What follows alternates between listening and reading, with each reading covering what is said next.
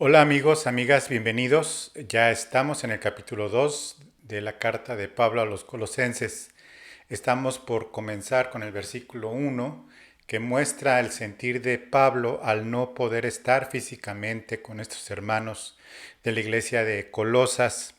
Y dice Pablo que, bueno, porque quiero que sepáis cuán grande lucha sostengo por vosotros y por los que están en la Odisea y por todos los que nunca han visto mi rostro. Es notable cómo Pablo en esta carta, con su plena conciencia limpia, por un lado en el sentido de que tienen la sana doctrina, y por otro lado con la plena conciencia también en el sentido de pues de no poder estar físicamente con ellos, no obstante que pudiera parecer un pesar, no lo es, y lo vamos a ver más adelante. En este versículo, esta gran lucha que sostiene Pablo, a la que comenta, pues viene, obviamente, son palabras de alguien que está encarcelado, que no puede estar físicamente con ellos y que luchan con una gran tenacidad en cuanto a la palabra de Dios, que sea lo más limpio posible, la más claridad doctrinal y sobre todo la invitación y la exhortación de lo que es estar en y seguir a Cristo. En esta mención también hace Pablo sobre la iglesia de la Odisea y es muy contrastante y quiero comenzar precisamente este comentario en Aprende Biblia, precisamente el contraste que puede haber desde una perspectiva como la de Pablo y una perspectiva como la de Jesucristo, muchísimos años después de que fue escrita esta carta por Pablo, una inspirada por el Espíritu Santo, la otra dicha por el mismo Señor Jesucristo en el libro de Apocalipsis, capítulo 3, es la séptima iglesia que menciona a Jesucristo y hace una mención Jesucristo acerca de esta iglesia, pues de las más fuertes que se pueden encontrar en la palabra de Dios acerca de la tibieza de estos colosenses, precisamente de estas personas en la Odisea, perdón, eh, tan ilustrativamente y gráficamente fuerte como por ser ni fríos ni calientes, y ser tibios, los vomitaré de mi boca. Sin embargo, Pablo, muchos años antes, cuando está viendo el surgimiento de esta iglesia, es una iglesia, recordemos, la Odisea, la ciudad principal de esta provincia asiática llamada Frigia, y que pues está al sur, como ya habíamos visto, de otra ciudad importante, Hierápolis, cerca de Colosas, en el valle del río Lico. Y bueno, pues aquí vemos que la iglesia de la Odisea cayó, cayó precisamente en lo que Pablo trató de prevenirlos, tanto a los colosenses como hay una carta también a la Odisea que no ha aparecido.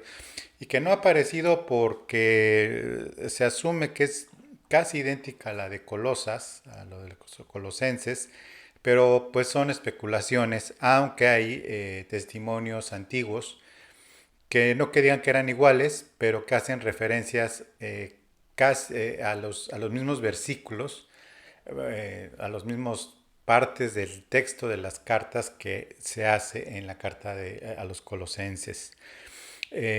Aquí vemos entonces que esta situación que le pesa tanto a Pablo, el contraste que vemos como ya mencioné, y sí, sostener esa lucha por todos los que nunca han visto mi rostro.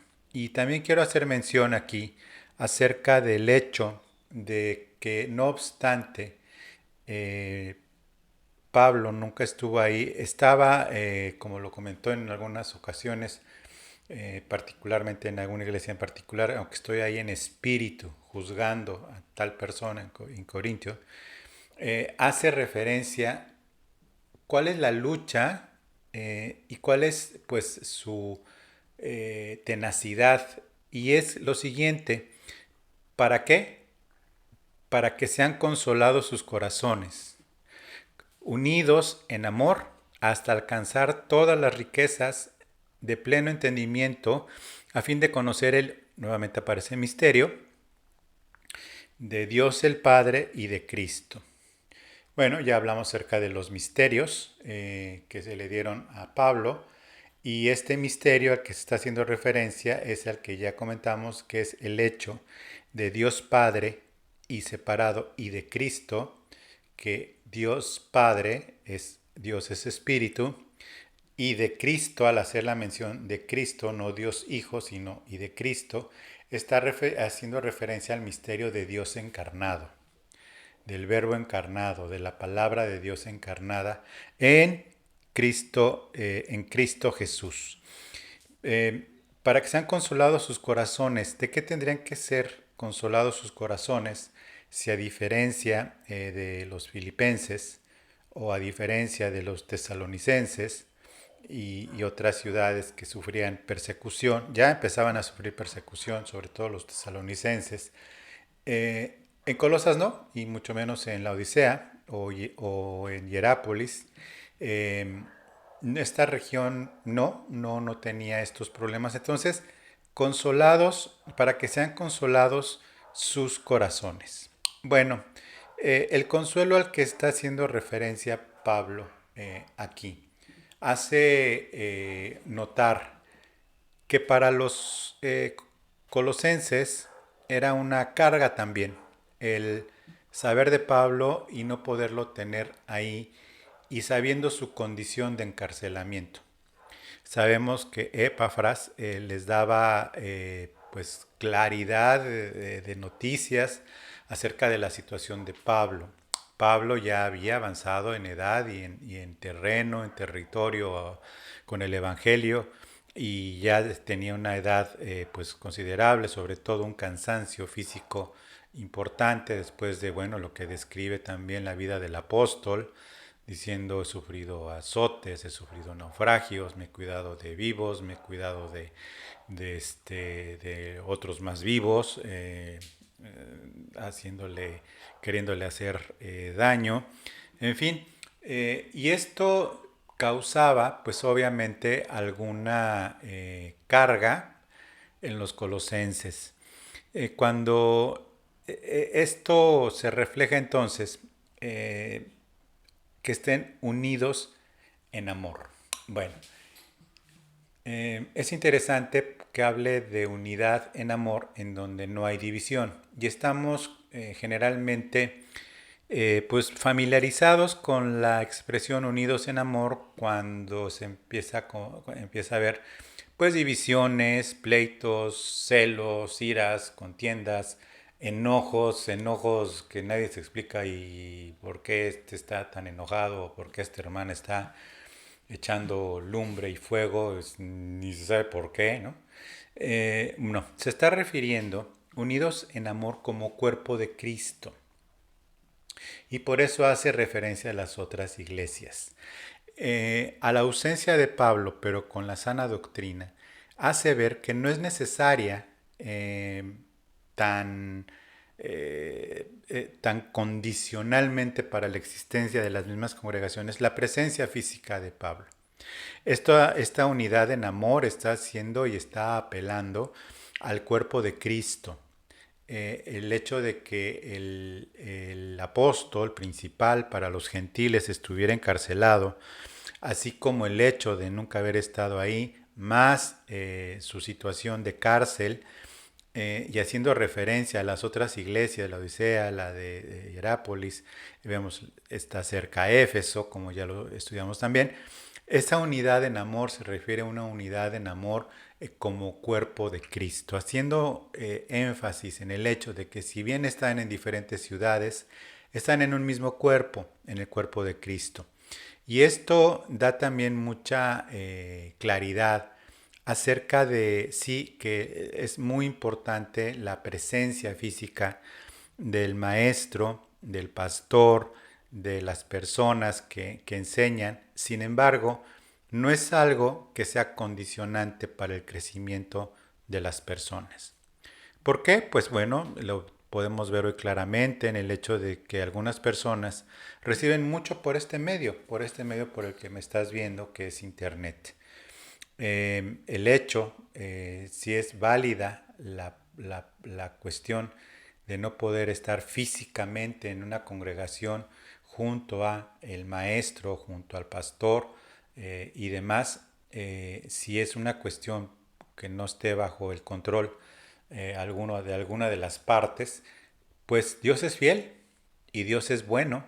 Tenemos el caso de los colosenses, que nunca estuvo ahí Pablo, pero estaba su corazón y sin embargo no fue condicionante para Cristo hacerse crecer su iglesia, alimentarla, cuidarla, limpiarla con o sin la presencia física de Pablo.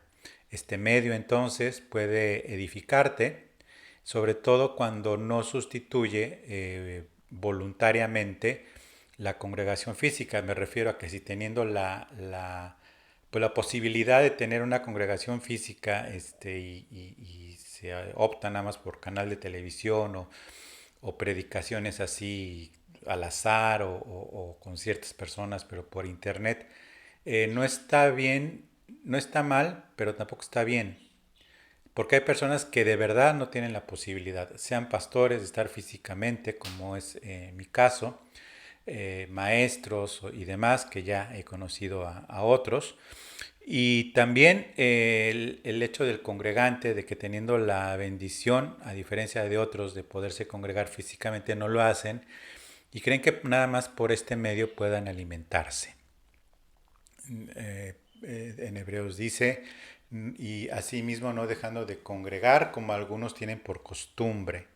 Entonces, bueno, mi consejo es, si puedes congregarte físicamente, hazlo y complementate con este tipo de enseñanzas por internet, pero sí requieres de una congregación física o como es el caso de Renuevo de Amistad, bueno, mi presencia física en las predicaciones no es ninguna condicionante para que alguien crezca o deje de crecer y mucho menos que pues, vea algo de culpa, ¿no? En alguna de las partes. Hasta alcanzar todas las riquezas de pleno conocimiento a fin de conocer el misterio de Cristo, de Dios el Padre y Cristo, ya explicamos el misterio de Dios Padre y de Cristo. Bueno, el pleno conocimiento, el pleno entendimiento.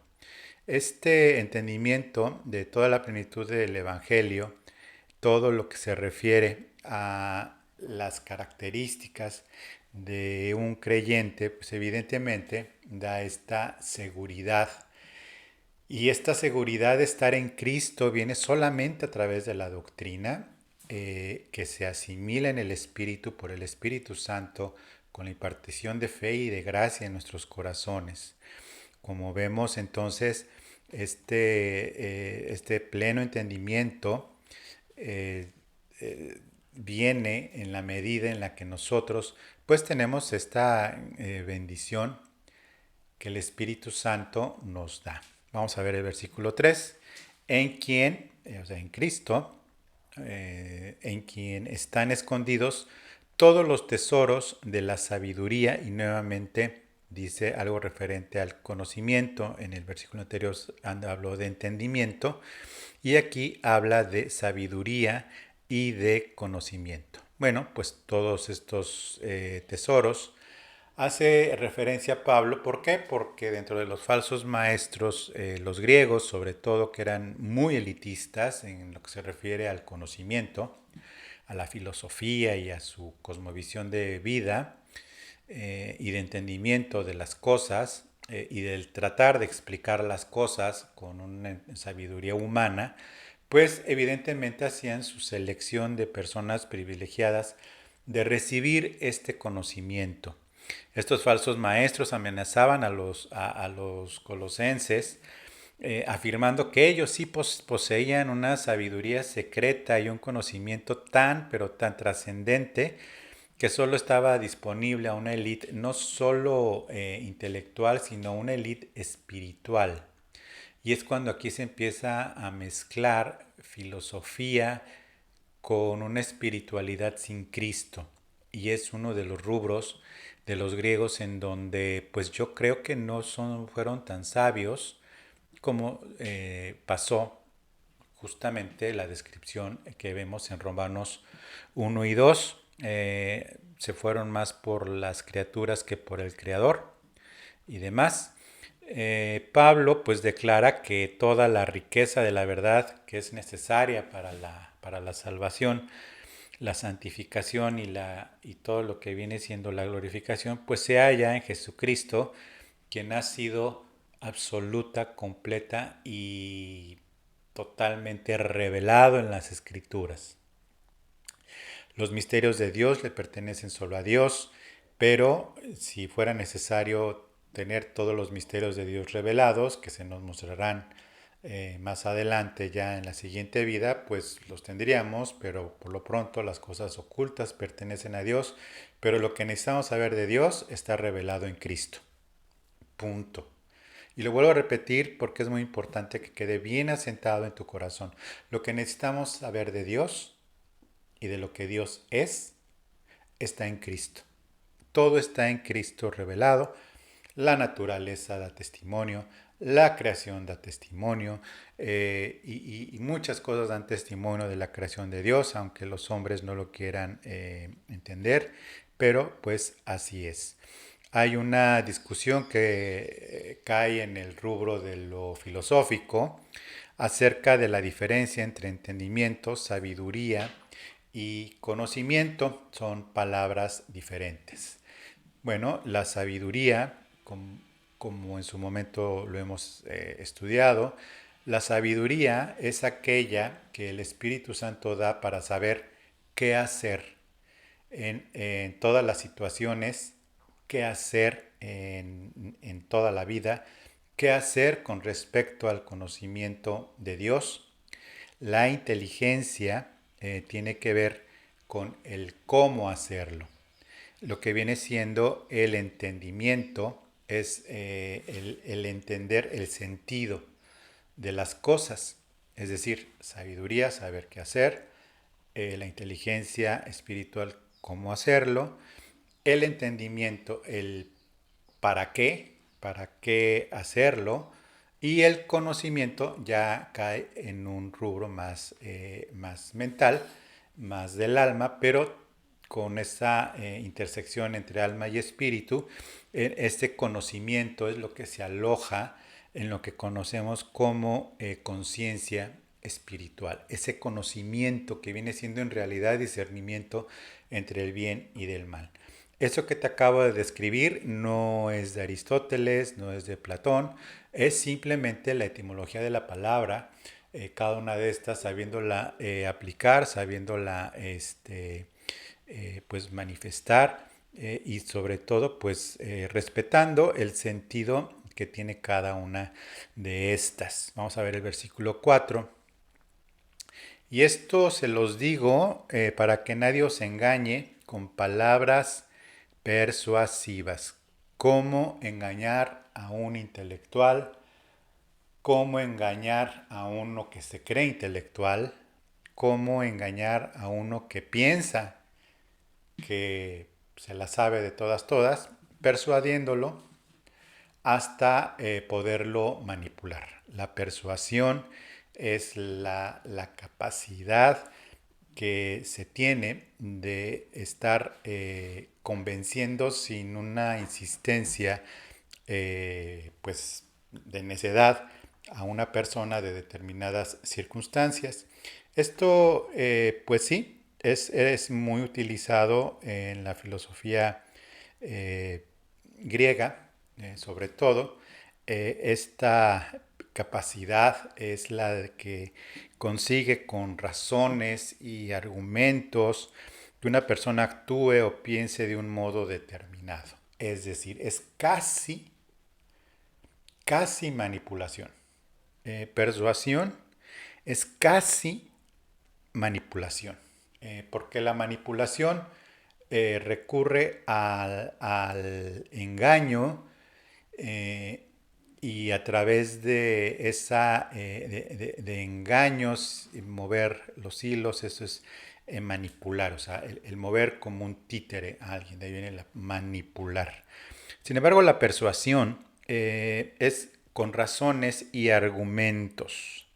Razones y argumentos convincentes para la que una persona pues sea cambiada su conducta, sea cambiada su opinión, sea cambiada su perspectiva de alguna determinada situación. Es precisamente esto lo que hacía mucha de la filosofía griega.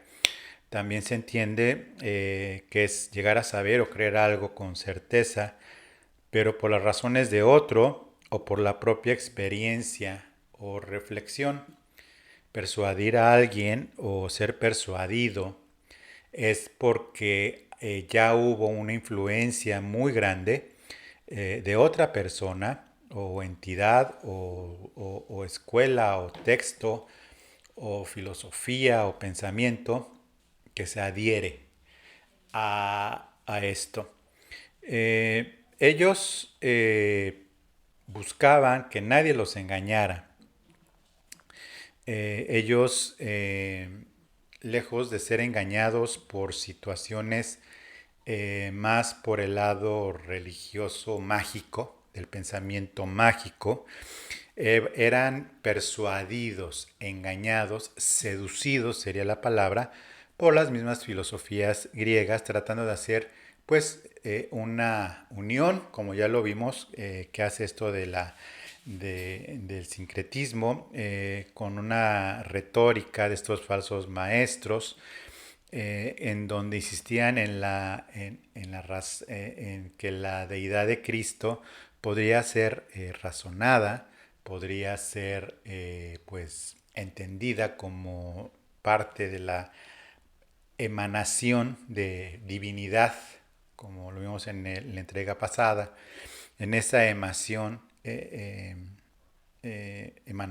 más bien, de divinidad de un ser no supremo sino humano, pero con una altísima superioridad moral y mental y demás.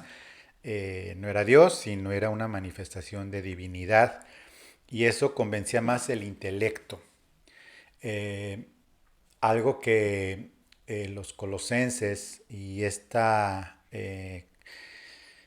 pues influencia griega más que romana, su asunto era no por el pensamiento mágico, sino por la persuasión intelectual rayando en una espiritualidad carnal, déjame usar la expresión, o una espiritualidad mal entendida y mal enfocada y muy orientada sobre todo al satisfacer la infatigable curiosidad de los griegos. ¿Sí? Los griegos estaban ávidos de conocimiento y adquirir cada vez más conocimiento de las cosas humanas, del entendimiento humano.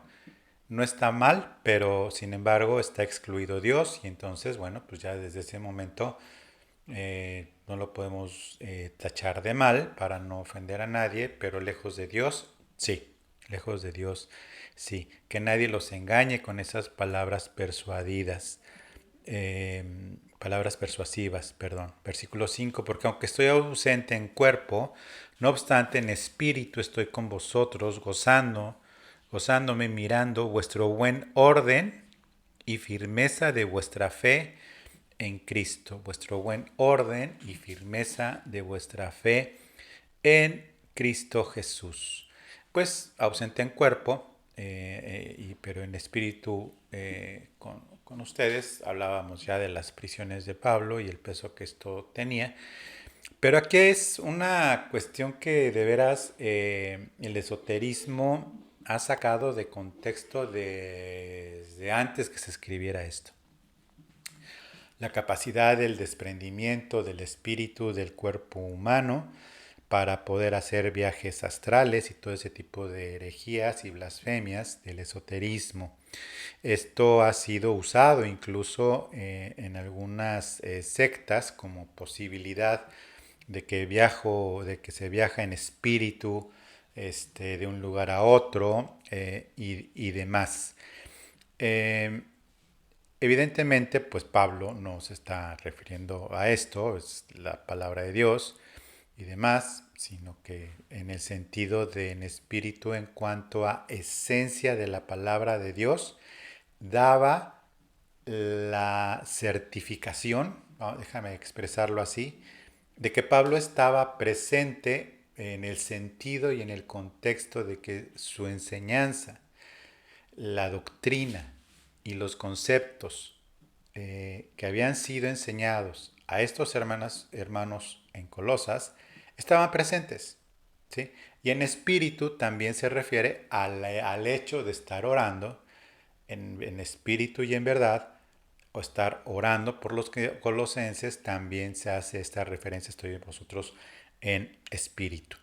Ahora, muy importante, habla de dos situaciones, vuestro buen orden y firmeza de vuestra fe en Cristo. Y esto es un piropo maravilloso, maravilloso para los colosenses. Porque el problema con los corintios era el asunto del buen orden. Y la firmeza, era asunto del desorden en la iglesia de los corintios. ¿Sí? Y a ellos les dice vuestro buen orden. ¿Ok? Y eso que Pablo nunca estuvo ahí, y en Corintio estuvo tres veces, de vuestro buen orden. Ok, caray, solo Dios puede hacerlo. El Espíritu Santo es bueno y misericordioso. Y de la firmeza de vuestra fe en Cristo, pues hablando de los del área norte, de donde está esta iglesia, que es la parte de Galacia, la Galacia étnica, la Galacia de zona, son dos, hay dos Gálatas, los Gálatas de etnia y los Gálatas de nacionalidad o los de lugareños, vamos a ver la zona norte de lo que hoy se entiende como Turquía, que pues de plano llegó a cuestionarles, oh Gálatas, insensatos, no me digan que trabajé en vano por ustedes todo este tiempo, Gálatas insensatos, o sea, entonces esto para los colosenses probablemente nunca se enteraron lo que les dijo a los corintios, que yo me imagino que sí, en el intercambio de cartas, y se enteraron de los corintios, de los gálatas, de su desorden y su fragilidad de fe por estarse judaizando y demás. Esto es hermoso para ellos y yo espero que lo hayan podido valorar como lo estamos ahorita eh, mencionando. Dice, por tanto, de la manera que habéis recibido al Señor Jesucristo, andad en él. Por tanto, de la manera que habéis recibido al Señor Jesucristo, andad en él.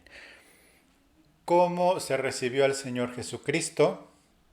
Con fe, con entrega, con humildad, con una profunda y sincera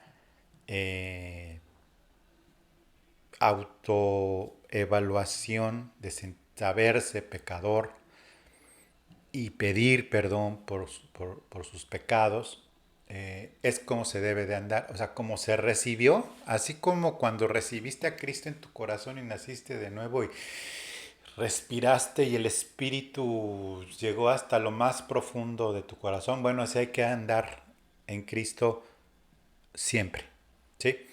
Es importante que pongas atención porque en los comentarios, en la descripción, perdón, de este video voy a poner muchos versículos eh, escritos, o sea, las citas bíblicas que se refieren a cómo andar en Cristo Jesús. Son bastantes que nos llevaríamos muchísimo tiempo, ya estamos por llegar a los 30 minutos, entonces sería, aunque muy ilustrativo, pero largo.